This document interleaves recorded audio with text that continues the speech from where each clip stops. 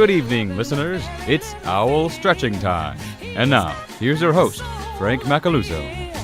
Hello, once again. Welcome to yet another episode of Owl Stretching Time. As many of you out there already know, the dating world can be an absolute nightmare. And while I have had the good fortune of never entering into it, I'm well aware that not every date is necessarily a horrible one. Here's a prime example of a date gone right. Or at least as right as a blind date with someone you met on Tinder can go.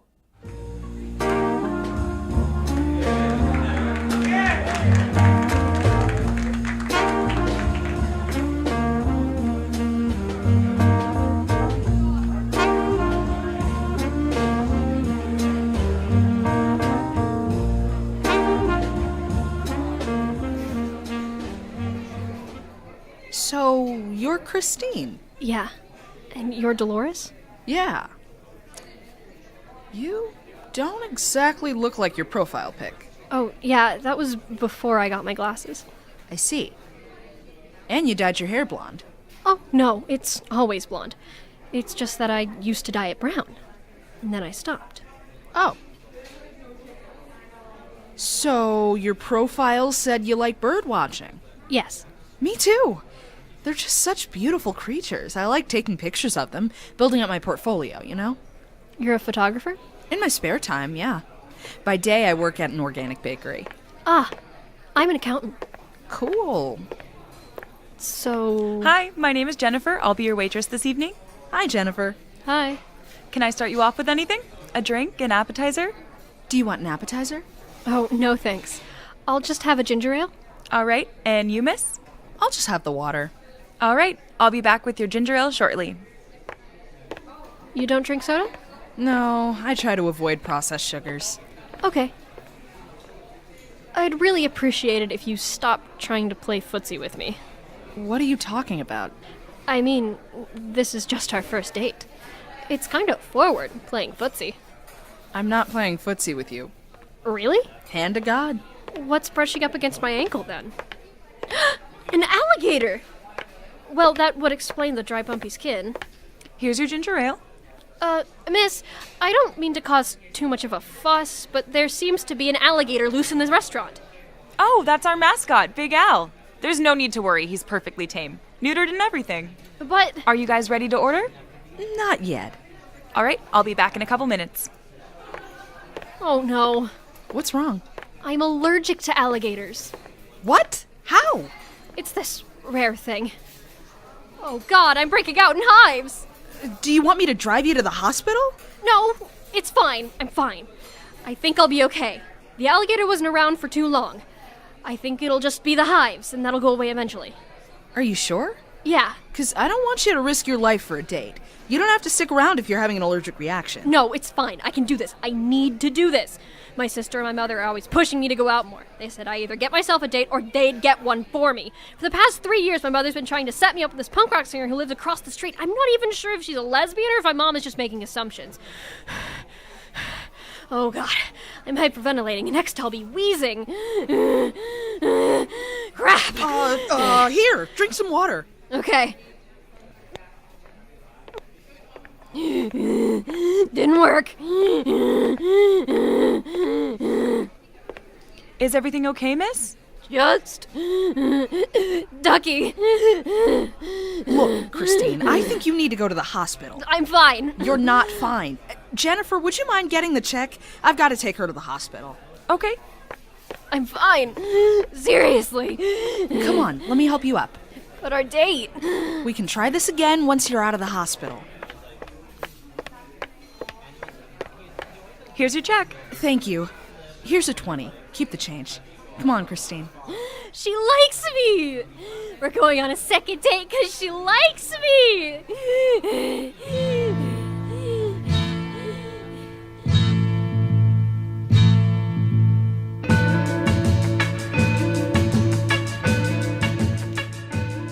And now we pay yet another visit to our dear friend Mindy Juarez in another installment of Darkness in Decatur. When we last left Decatur, Mindy Juarez, an aspiring actress and popular college radio personality, was working on a big, important project for her biology class. Just gotta stitch on this one last feather. I'll get it! I really got to stop saying that whenever someone rings the doorbell, especially when I'm the only one in the apartment. It's my dear friend Georgiana Tillman. Quick, Mindy, you gotta hide me. If I had a nickel for every time I've heard that, well, I suppose I can buy a cup of coffee at McDonald's. Anyway, who is it you need hiding from? I'll explain later. Just hide me. All right, quick, hide in my closet. There. Oops, I forgot to close the front door. There. And it begins. Hello? Hello. We seek the one named Georgiana. We must complete the initiation process. What are you talking about? We are the children of the one true Lydia, and Georgiana is to join our ranks. It is her calling. It is her destiny. Let's backpedal a few steps first. What are the children of the one true Lydia? Not what, who, and we are they. We worship the ultimate being. We dedicate our lives to her. Who's she? Why, Lydia, of course. Lydia who? Lydia Burke, the Divine One. Wait, you mean the chick who played Heather Chandler last year? She is more than just the chick who played Heather Chandler last year. She is the all-knowing, all-powerful being, and as soon as she becomes rich enough, she's going to buy a rocket ship and we'll all fly off to the sanctified planet, a paradise overflowing with honey, wine, and modestly priced used cars where we will spend the rest of our eternal lives. You're nuts. Eternal life and enlightenment always evades the closed mind. We seek to remove such barriers from Georgiana's life. Perhaps, in time, we may do the same for you. No, thank you. I'll just stick to worshipping the flying spaghetti monster. Oh, you poor soul. I, too, once believed that I had been touched by his noodly appendage. But now, I have seen the light.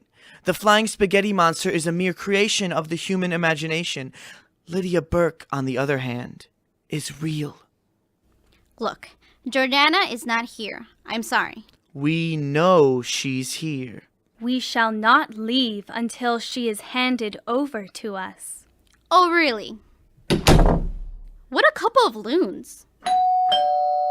I won't answer it. I won't answer it. Then they will go away.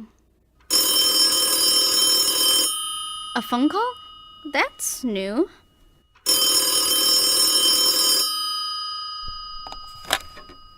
Hello? We're not going away. Mindy? They're still here, Georgiana. I know. What are we gonna do? I don't know.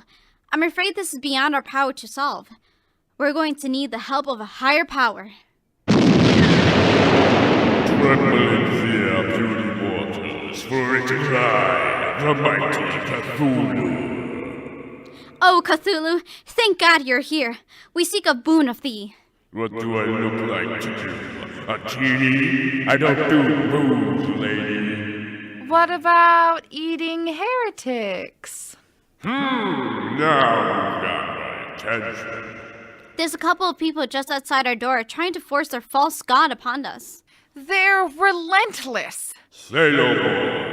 Open the door and let them know my fearsome glory. Yes, almighty Cthulhu, wiser than Jesus, nicer than Socrates. Nicer than Jesus, wiser than Socrates. Oh, just get on with it. Okay. Georgiana, you have decided to accept your destiny. No, I've sealed yours. Wait in fear and wet your panties, blasphemers, for I, the all-powerful Cthulhu, am here to punish you for your sacrilegious crimes. There shall be weeping and gnashing of teeth The latter performed mostly by me when I eat you fools. Wait! Before you eat us, there is something I must say. To you, Edward. What is it, Leslie? I was hoping to do this at the great picnic tomorrow, but this reminder of my mortality pushes me to do it now. Edward Hildebrand, will you make me the happiest woman in the world and marry me? Well, this is all so sudden, I don't know what to say. Will Edward accept Leslie's proposal? Will they live happily ever after, as they are dissolved by Cthulhu's powerful stomach acids? And what about Mindy? Will she discover that the flying spaghetti monster is himself a Mormon? Will she care? Does anybody care? All these and maybe 2 more questions will be answered in the next installment of Darkness in Decatur.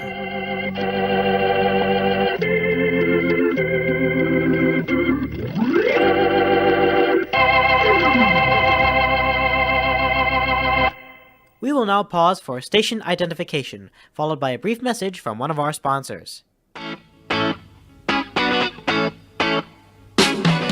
You're listening to WJMU 89.5, The Quad.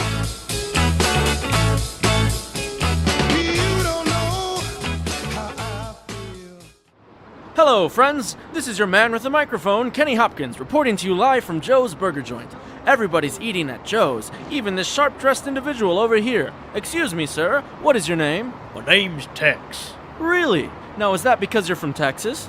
No, I'm from Florida. I just got sick of people calling me Flo. Is that really the joke you're going with? You think I'm wasting my best material on a 2-bit shack like this? And there you have it, folks. Come on down to Joe's Burger Joint for the best gall-darn food in town, located at the corner of Main and Prairie. What the hell is wrong with you? I say, back off, boy. You bother me. Everybody eats at Joe's when they wanna have a good time. Everybody eats at Joe's. It's the best bargain for your dime. When they talk about good food, there's a place everyone thinks of. Everybody eats at Joe's, 'cause they cook their food with love and lard. Oh, God, why can't we ever get any normal sponsors? Greg Proops doesn't have to deal with this, why do I? Huh? And we're back. For this week's episode, we had planned a nice little skit set in a department store, specifically at the returns desk. In the middle of recording it, however, we were very rudely interrupted by some young busybody who insisted that she could do it better than we could.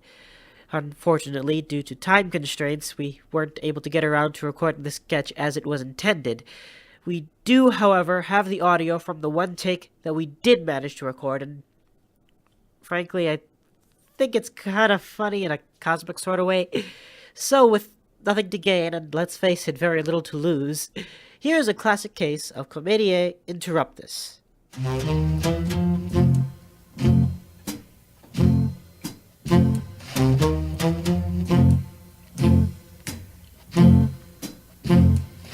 I was shopping for a suit the other day and walked into the department store. Stepped on the elevator and told the girl, dry goods flow. Hello, how may I help you? I'd like to return this sweater, please. Do you have the receipt? Right here. All right, I'll just take those and... miss, you can't return this. Why not? It's got a huge red stain on it. What? A stain where? See, right here? I don't see anything. Really? You don't see this bright red splotch on this green sweater? No, I don't. It's plain as day. How can you not see it? What, are you colorblind? Yes, actually. Well, then why... Wait, what? I'm colorblind. Really? Yes. Oh, I am sorry. I didn't know. Regardless, this sweater is damaged and can't be returned. Oh. Cut. That was all wrong. All wrong. Hold on. Excuse me, miss, but who are you and how did you get in here? The name's Belinda Jameson. I was rehearsing for a thing for my acting class when I overheard you doing your sketch.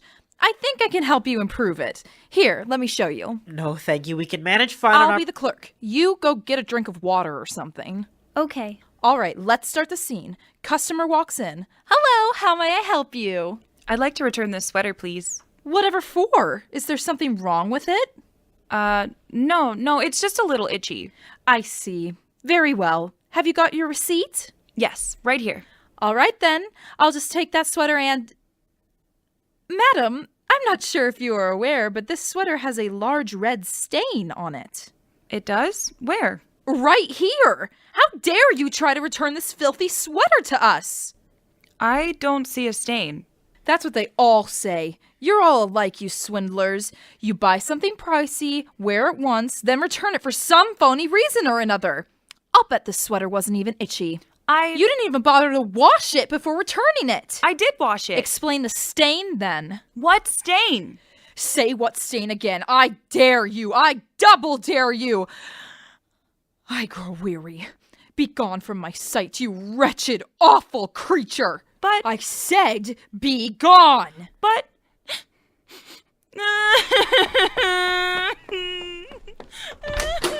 Hey! That's just one idea. I've got another. Where's the lady that played the clerk? Right here. Good! I'll be the customer. We'll take it from the top. Excuse me, miss, but we only have this space for 5 more minutes. And Don't worry, I'll be quick. From the top, I walk in and... Hello, how may I help you? I wish to return this sweater. It's too large for me. Do you have the receipt? Yes. Here you go. Thank you. Now I'll just take the sweater and... Miss? What is it? I'm afraid you can't return this sweater. Why ever not? I met the deadline. I brought the receipt. Why can't I return the sweater? There's this big red stain. Where? Where's the stain? Show me. Here. I don't see anything. You're trying to swindle me, aren't you? I demand to see a manager! Miss, calm down. There's no need to bring in the manager. Look, it's a very big stain. Can't you see it? The big red stain on the bright green sweater? All I see is lies and deceit. This is why so many big-name companies are failing, you know. Look, there's a huge stain on this sweater, and you can't return it. Fine. You may have won this round, but you've lost a customer. I shan't be shopping here ever again. And scene. Huh. Those were actually pretty good. You know, I'm always looking for new writers and actors to help me out with this show. Do you think you'd be interested? Are you nuts? Do you truly expect a person of my caliber to fritter away my time on college radio? Look, I gotta get back to my group now. If you end up using my stuff, I want sole writing credit or I'm suing. And don't think I won't. I have my own personal lawyer. My daddy got me one for Christmas. Bye! What am I? A magnet for these lunatics?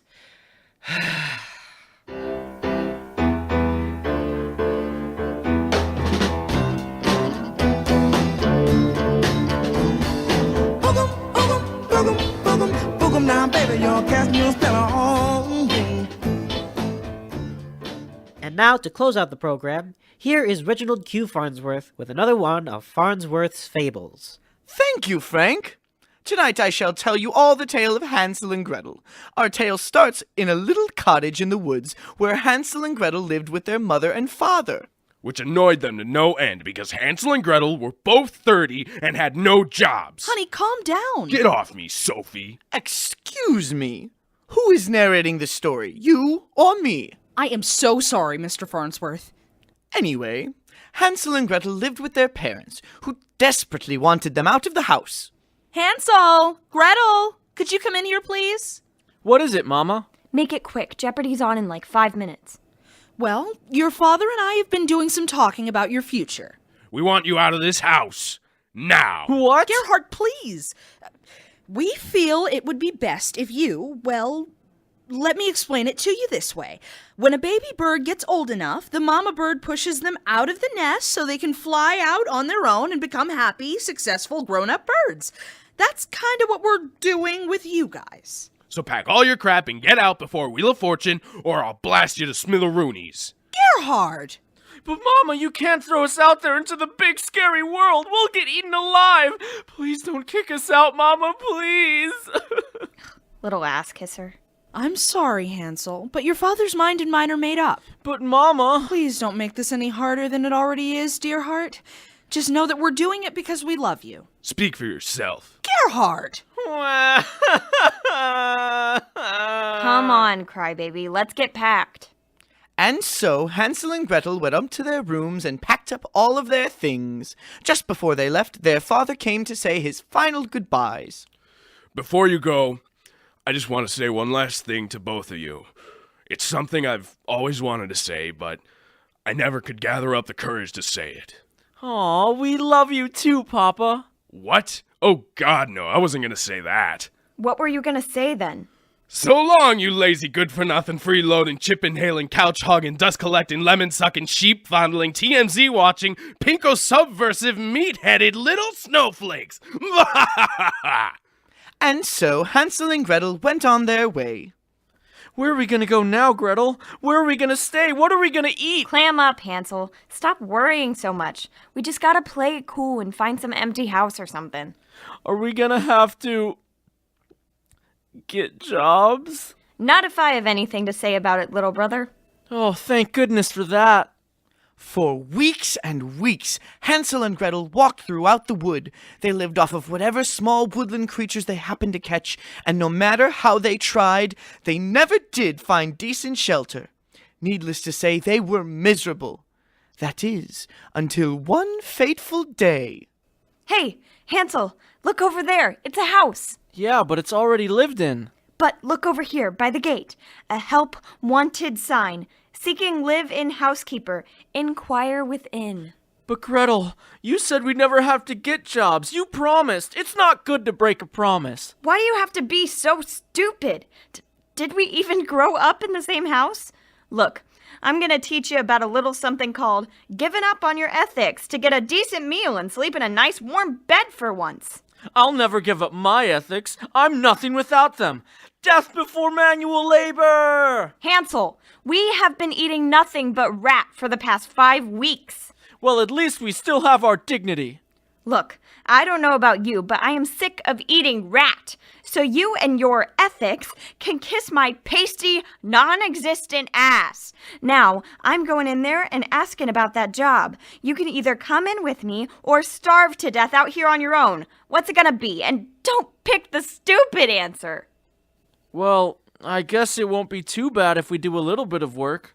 Just as long as none of my friends find out. You have no friends. Well, that makes things a lot easier then. Good. Now come along.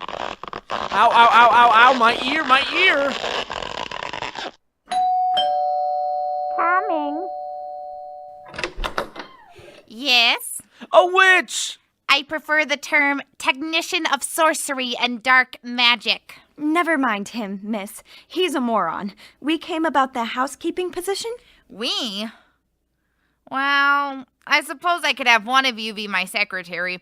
I've been meaning to get my file cabinets reorganized, but I've never been able to have the time. Congratulations, you got the job. What? No interview? She's a witch living in a house in the middle of the woods who keeps all her files in a file cabinet. The realism ship sailed away eons ago. And so the witch took on Hansel and Gretel as housekeeper secretaries. She never did decide which one would be which. Not that it mattered, anyway. Gretel, where's the report for the Frog Princess account? You said it'd be done by 3. Hansel's taking care of it. Me?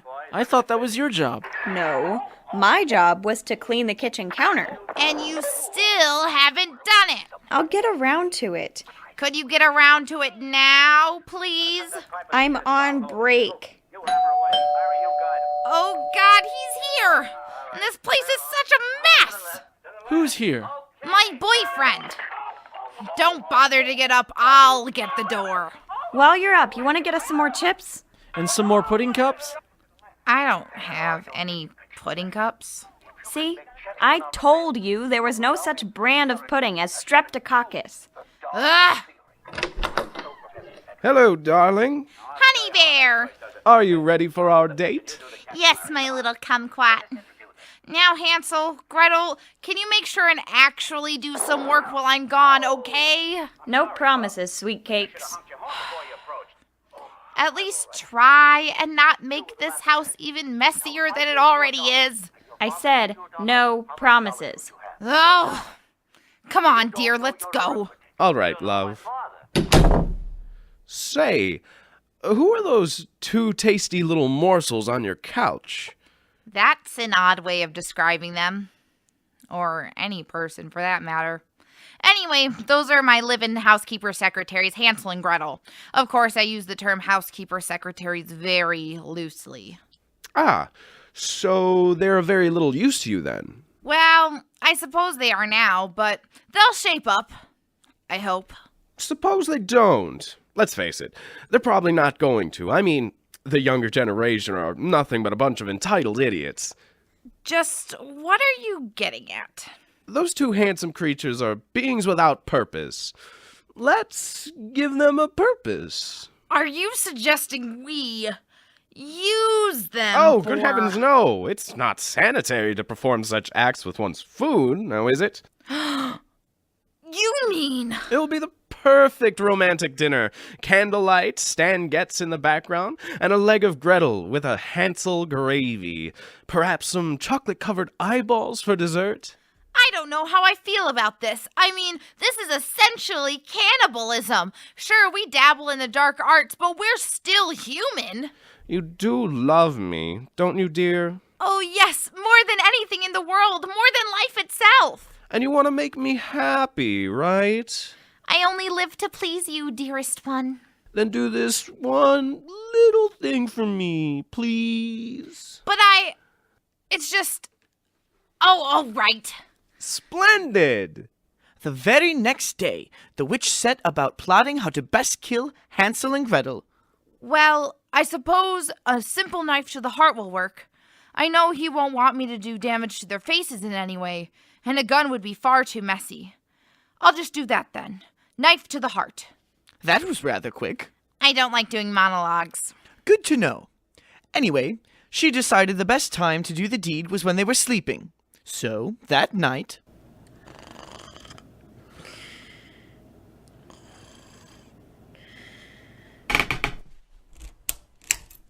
Oh. Hey. Hey, what's with the knife? Oh, this? I was just, there was this fly that was really bothering me, and I was reading a book, and I chased it into this room, and... Okay, witchy poo, what's the game here? Oh, I might as well just admit it. I was going to kill you and cook you for dinner. What happened to you, boss witch? You used to be cool. I'm still cool! Nah, babe, you've changed. You let this smooth-talking warlock dude wrap you around his finger. I'll bet this whole killing and eating us trip was all his idea. Well, yes. You gotta get rid of that guy. He's no good for you. But I love him, and he loves me. He truly does. If he loves you, why is he forcing you to commit murder? No one's forcing me. That's what you think. I'm not sure if you know this about yourself, but you are very easy to manipulate, and that guy is taking advantage of that. You know, like men tend to do. What should I do then? It's simple. You just have to ask him the right question. What question is that? Honey, you're not listening. You've got to ask him the right question. Well, what was the question? Axe! Axe! Chop him with an axe! You mean... Poetic justice, baby. He who lives by the sword shall die by the sword. You can't kill a warlock with a sword, though. That's why I said to use an axe. The next morning, the witch called her boyfriend over for a nice romantic dinner. Little did he know that the main course would be neither Hansel nor Gretel, but comeuppance. Hello, darling. Something smells delicious. Did you? Yep. Oh, joy. I ordered Chinese. Oh, how much? Wait, what? You ordered takeout? Well, what about Hansel and Gretel? Well, I don't know about Hansel, but Gretel's standing right behind you with an axe. What? Ah! My prefrontal cortex! How did you know that was the source of my power? I didn't actually. I just figured an axe to the brain would kill anything. Oh, Gretel, you set me free from emotional bondage. How can I ever repay you? Make me wealthy, make me wealthy, make me wealthy! Oh, and my brother, too. Let him have some fun. Your wish is granted. And the witch made Hansel and Gretel wealthy beyond their wildest dreams, proving that I should definitely not write these scripts at 4 in the morning on the way over here to record. That's all for now. I'll be back sometime in the near future. Ta-ta! Thank you, Mr. Farnsworth. And with that, we bring our program to an end. I'd like to thank you all for tuning in tonight, and we hope to be with you all again, same time, next week. Until then, good night, and take care of yourselves. That was Owl Stretching Time, starring Frank Macaluso, Brian Barker, Emily Bowe, Erica Caruso, Aria Hawkins, Melissa Cumro, Jocelyn Olvera, Michael Santos, Antonio Verdera, and special guest Kathleen Mitchell, with Mackenzie Barnett and Megan Pender. This episode was written by Matt Jester, Camille Lungu, and Frank Macaluso, and directed and produced by Frank Macaluso. The script advisor was Camille Lungu. Everybody Eats at Joe's was composed by Norma Holland and Ella Whitfield, and performed by the Savannah Rivera Singers. This is your announcer, Isaac Weezer, speaking.